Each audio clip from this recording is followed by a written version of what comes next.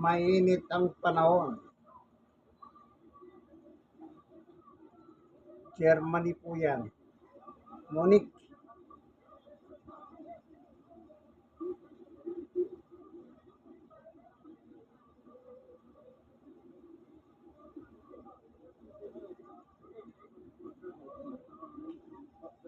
Sarap maligo.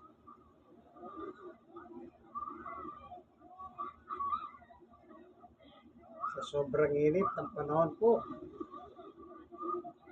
Yan nakikita ninyo yan. Munich, Germany. Yan. Ang haba ng paliguan nila. Sarap.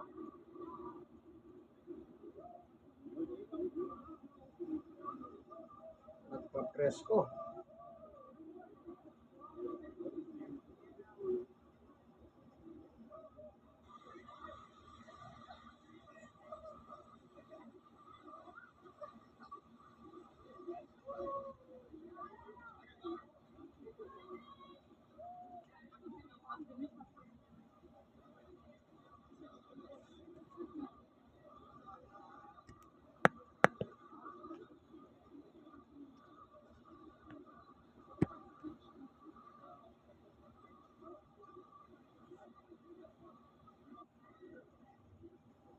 Ayan, no? Daming tao, no? Sarap maligo. Sobrang init eh. Alam niyo po, nakakatakot siya na sobrang init. Dahil balita po sa lugar na may init, marami na rin po atang nasawi. Hindi nila nakayanan ng init. Init ang panahon. Eh, ano po yan na epekto po ng climate change o yung pagbabago ng ating klima, yung epekto ng pagbabago. Climate change effect. Ika nga. Nung araw, meron akong nababasa o narinig sa mga news. Dito sa Pilipinas, anong sinasabi nila? Yan daw yan daw 2050 sabi nila. Tama, magkakaroon ng mga mabuburang mga lugar sa Pilipinas. Ang galing na nag-iisip ito. Grabe, di ba? Yan epekto ng init ng panahon po yan, ng climate change. Sarap maligo, ang daming tao. Ang galing nung nagsasarper,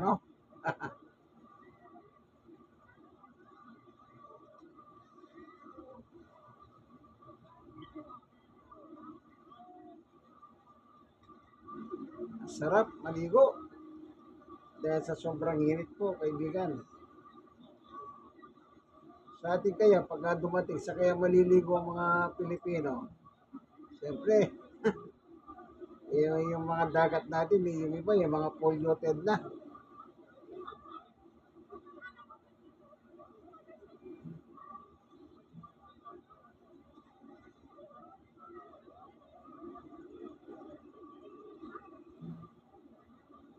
Yan, daming tao, Lalaki, babae.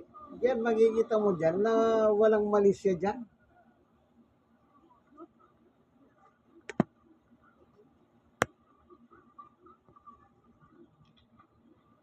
Walang mali siya sa pagliligo,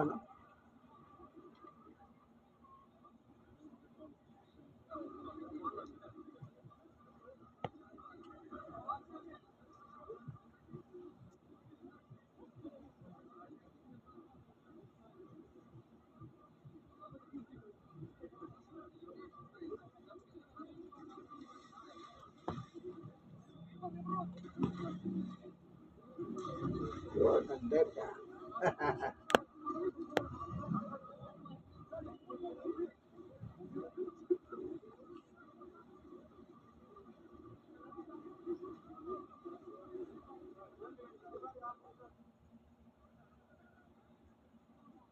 Daming tao. Sarap maligo. Dahil po sa sobrang init. Pag dito nagkaroon ng ganyan, alam niyo naman siguro, baka hindi makayanan ng mga senior citizen. Po, naalala niyo yung araw, ang dami namatay, di ba? Sa Pilipinas, mga senior citizen. Dahil di nila nakakayanan ng init. Ang galang.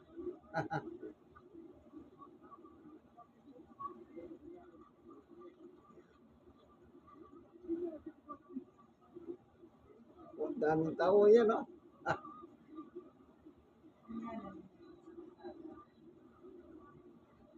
Sa abroad to, sa Germany.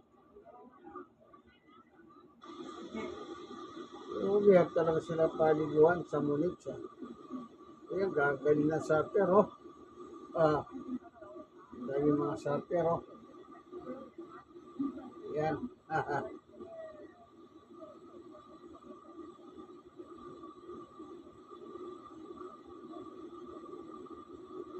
Sarap maligo, ano po? Daming tao, pinanonood sila.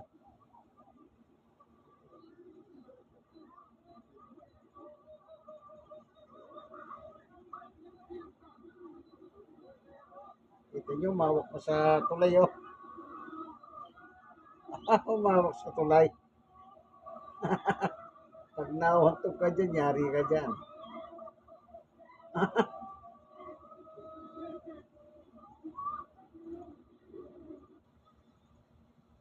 Ito sa mga park ito. Pati park, yung mga fountain, no? Ililiguan nila. Grabe na talagang init. Grabe talagang init, oh, yan, oh. Oh, hindi pa tubig yan, oh. Yan, oh. Yan, oh, tubig, oh. Sa mga park yan, oh. Liligo mga tao para lang maibsan po yung init, ano? Sa mismo plaza.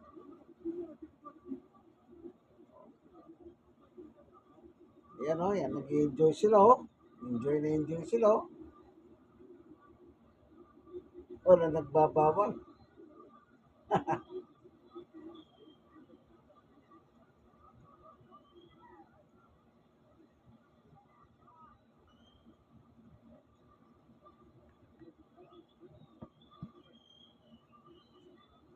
Mataas ang temperature kasi heat wave. Ang tawag po nila dyan, heat wave. Kaya yung mga tao ngayon sa abroad, ayan, marami kamag-anak kayo sa abroad, lalo na sa pating Europe. Europe po, matinding init at tinamaan ngayon. Yung ang isang napanood ko nga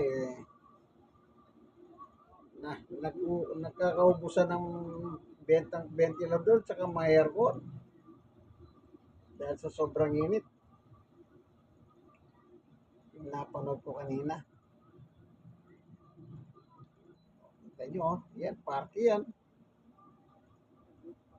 Para lang sila yung hangin ba?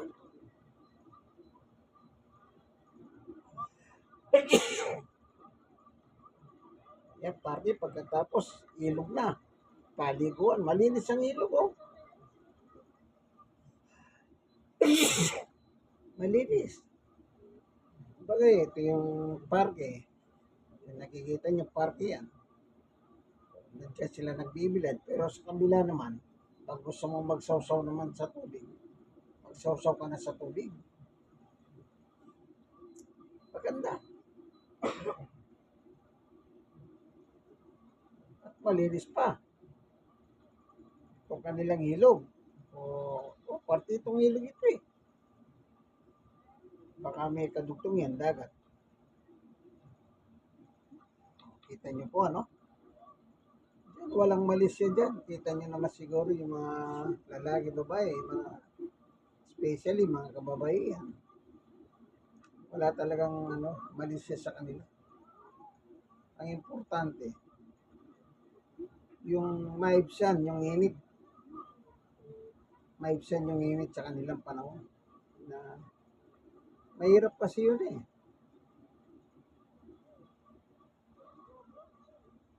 Yan, yan party yan. Yan. Pero doon sa ano, meron namang ilog, oh. Ang ganda nitong lugar na ito, ano, yung Munich. Ganda yatang, ano ito, ano, from Germany. Uy, galing niya, no?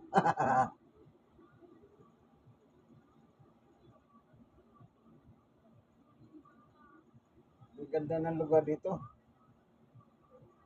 May park siya, pagkatas may ilog, pwede kang maligo.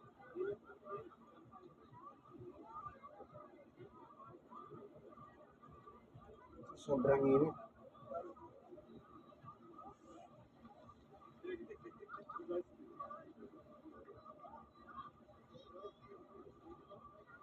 Ang maganda na sa ilalim ng mga puno. Kahit pa paano, hindi nainitan.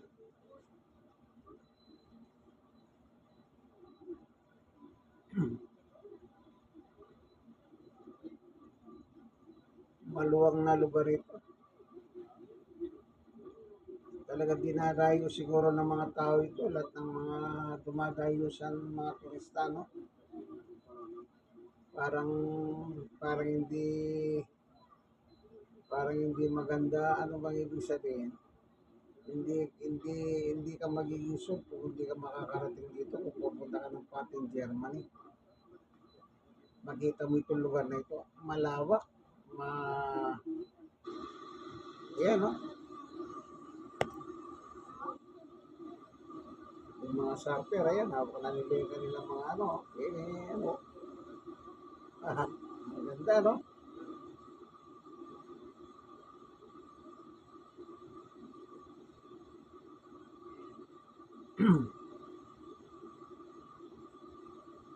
Galing, ano?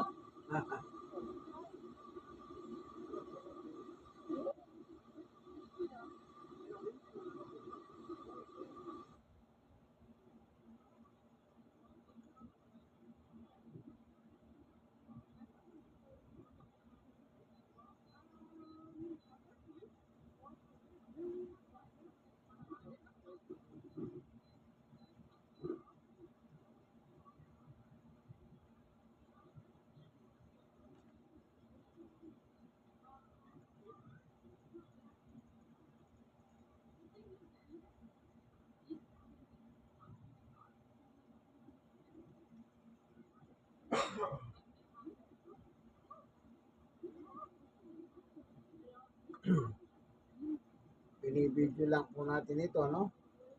Kasi nakita ko maganda eh. Kaya, naano ako mag-video nito.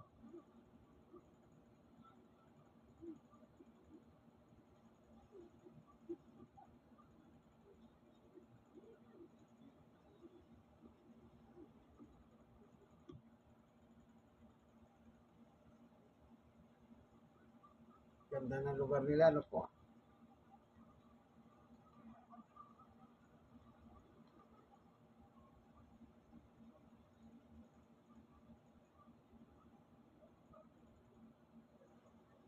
Ang linis.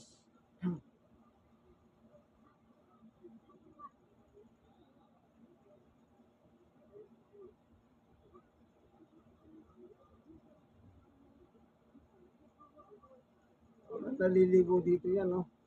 Yan, may tubig, oh, pero walang nakikita naliligo. Oh, sige.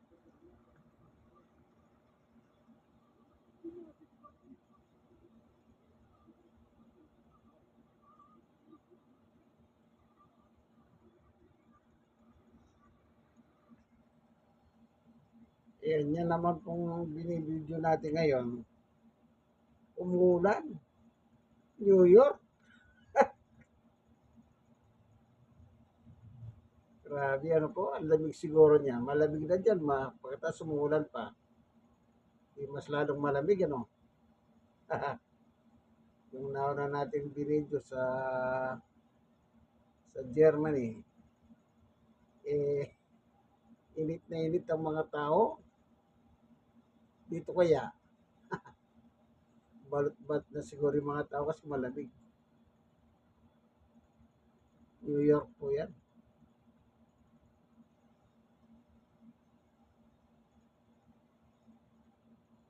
Lakas pangangin, no?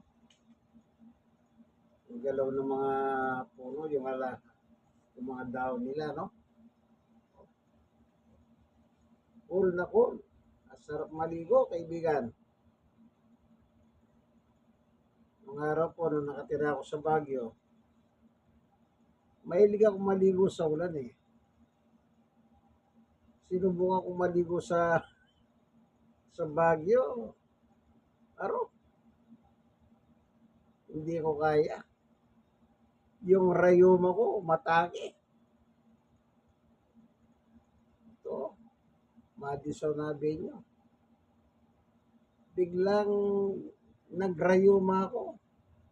Sa bewang, halos hindi ako makatayo. Masakit sa sobrang lamig sa Baguio. Naligo ako nun. Kasi doon po ako nakatira nung araw.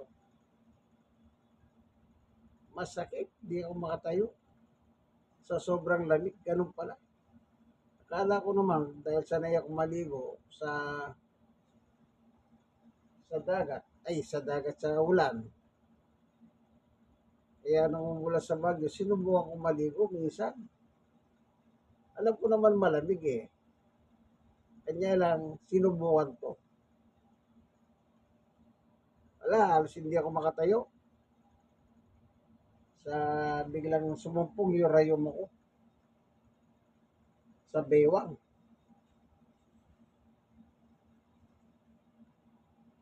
Kaya magbuhat noon, walang pahing yan, no? Kita nyo, kita nyo yan, walang payo.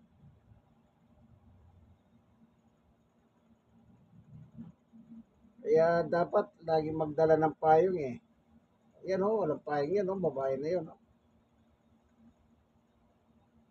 Kailangan lagi kami dalang payong dahil ang payong napaka-importante po. Pag biglang umulan, may payong ka. Pag sobrang init, may payong ka. Pagka may mga loko-loko ng babasos, pwede mo pamalo yung payong. O may mga aso kaya, pwede mo pantaboy ng aso. Kaya malaking tulong ang payong. Kaya, yan o, halimbawa, yung biglang umuulan na ganyan, alam mong may ulan, ba't hindi ka magdala ng payong? Tendensing magkasakit ka. Sisipunin ka o buwing ka sa sobrang lamig. Kita niyo po ano, ang lakas ng ulan, ano? Pero kita niyo yung babae, dare-diretso lang, parang wala lang. Malamig na lugar na yun, pagkatapos umulan pa. Di lalong mas malamig.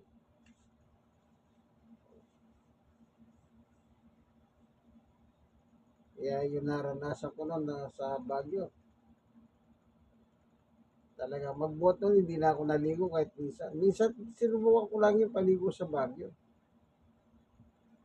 Ang akala ko, kaya ko, hindi pala. Kung tutusin mo, bata pa ako noon eh. Kaya nagbad ng tsinelas yun, no? Sapatos, ang babaeng yan. No?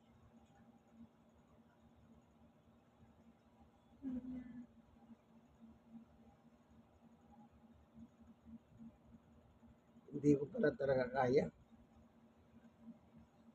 Kaya magbuhat nun, hindi na ako naligo sa Baguio kahit minsan na sa ulan. Mahirap, kaibigan. Mahirap. Kaya yan, ano? Yung muna natin na video, mahihilit. Yung ito to, walang mga payong. Malamig yan, walang payong, malamig eh. Yan, kaya nga napakahalaga po ng payong. Sabi ko nga sa inyo, kung uulan, may payong ka. Kung mainit naman, may payong ka rin. Diba? Iwas sakit yan eh.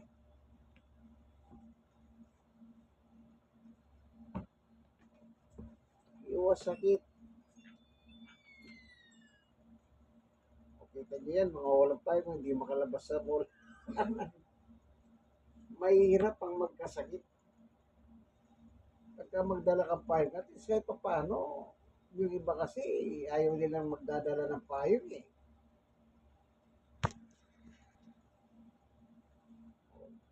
Yung iba ayaw magdala ng payong eh. O pagka umulan, ano, kawawa ka. Basa ka na, basa pa yung mga sapatos mo. Paano kung masira yung sapatos mo? Paano kung magkaubo ka, magkalagnat ka, magkasipon ka? Eh, sino may kasalanan dyan? Hindi ba ikaw mismo? Kaya ako lalagi ako, pero lagi ako may dalang payong. Eh, bakit? Eh, iba na yung may dala kang payong eh. Iba na yung may dala kang payong. Nung araw, kinakatsawan ako eh. Sabi ng mga kakilala ko, oh, nakailang baboy ka na. Yan ang katsaw nila sa akin eh. Nakailang baboy na daw ako. Parang namimili ng baboy. Ganun sa probinsya eh. Eh, may dala kang payong, katsaw pa. Pero hindi ko na pinapasin yun. Ang importante, may payong ako. May panlaban ako sa ulan at sa init. Ganyan po ang ano yan eh, ang purpose ng payong. Parang utak lang yan. Sabi ko nga po, yung utak mo, pag hindi mo gamitin, stagnant. Pag binuksan mo yung payong, ano yung malaki ang pakinabang mo. Pag umuulan, eh, pagpayong ka para huwag kang mabasa. Kagaya ng mga yan, oh, walang payong yan, kaya nandiyan sila, tsatsaga sila sa kanya, no? O kumaway pa, no? Eh, nakadilaw, nakita nyo? O, kita nyo? Nagtsatsaga sila dyan kasi wala silang dalang payong. Inabot sila ng ulan dyan. Kita nyo? Pero kung may dala kang payong, yan, malaki ang pakinabang ng may payong. Panlaban sa init. O kaya sabi ko nga po, parang utak yan. Ang utak mo, pag hindi mo binubuksan, stagnant yan. Pag binuksan mo ang utak mo, gamitin mo, tsatsaga sila. Halimbawa, kung 10 oras na umulan na ganyan, eh paano na 10 oras kayo nakatenga doon, nakatayo? Hindi, dosa ka. Yan nga po sinasabi ko. Lagi kayong magdalang payong. Mga palalaki at mga palala babae. Mas maganda na may payong. Malaking bagay yan. Kaya nga, inimbento yung payong. Pagkamitin mo. Kailangan yung utak natin, buksan natin sa katotohanan, kaibigan.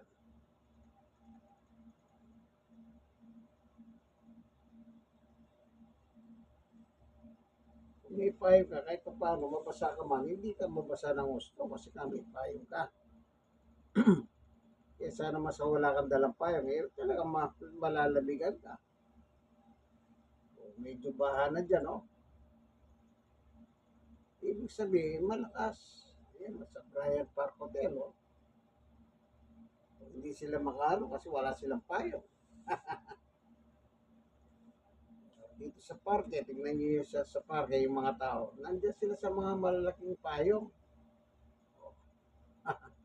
Nakatayo. Eh bakit? Hindi sila pwedeng umupo eh. kailangan nakatayo talaga. Maproteksyonan yung kanilang ulo. Nakita nyo, ay, nakikita nyo naman, no? Standing ovation, ano? Ah, hindi sila pwedeng umupo, kaibigan. Yan, yan. Sa New York naman po yan. Ang ating nakikita. Oh, sige.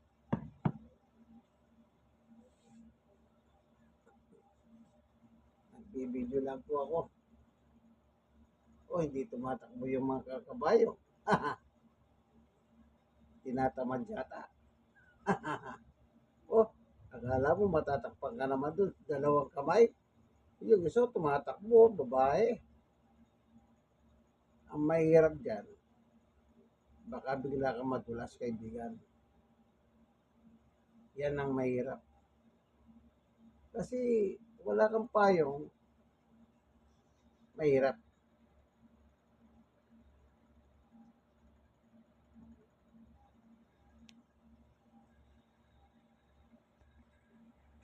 New York. So hanggang dito na labang po ang ating video, ano, kahit paano nakita natin pare-pareho yung sitwasyon sa ibang bansa. Isang bansang mainit at isang bansang umuulan. Ang kaibigan kay Jesus, Brother Manny Bautista. God bless us all. Bye-bye.